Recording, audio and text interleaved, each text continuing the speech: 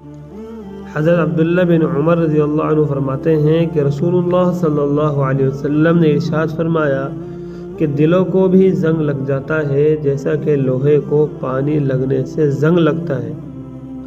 پوچھا گیا کہ حضور ان کی صفائی کی کیا صورت ہے؟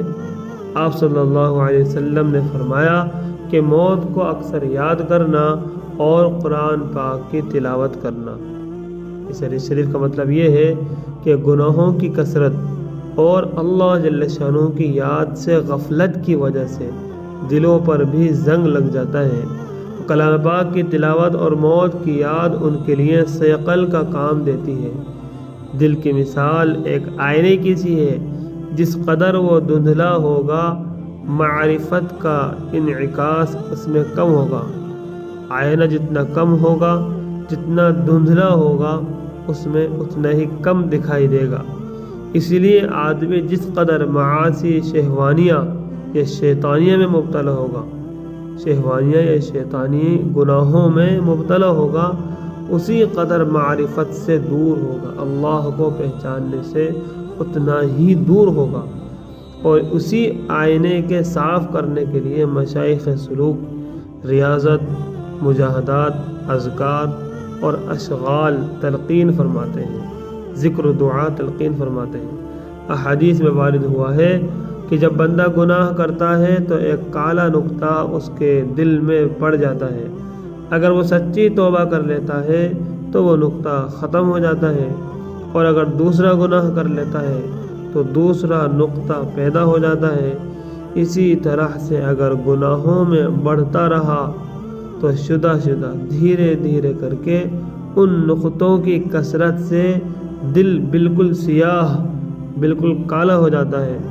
پھر اس دل میں خیر کی طرف رغبت ہی نہیں ہوتی، اچھے کاموں کی طرف اس دل کی چاہت ہی نہیں ہوتی، بلکہ شر ہی کی طرف، برائی کی طرف وہ مائل اور متوجہ ہوتا ہے۔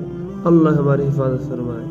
اسی کی طرف قرآن پاک کی آیت میں اشارہ ہے، کلا بل ران علی قلوبہم ما کانوا یکسبون، کہ بے شک ان کے دلوں پر زنگ جما دیا ان کی بداعمالیوں نے۔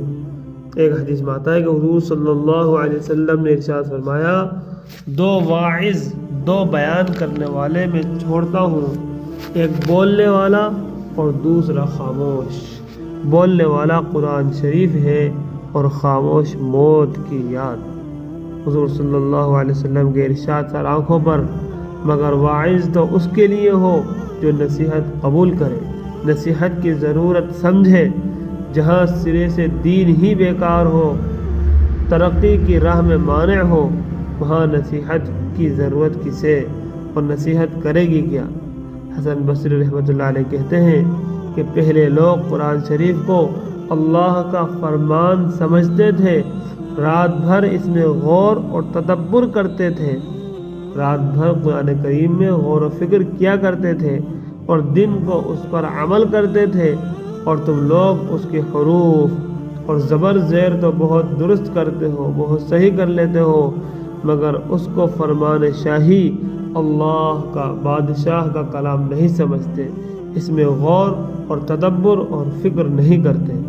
اللہ تبارک و تعالی ہم سب کو قرآن کریم کو سمجھنے کی توفیق نصیب فرمائے۔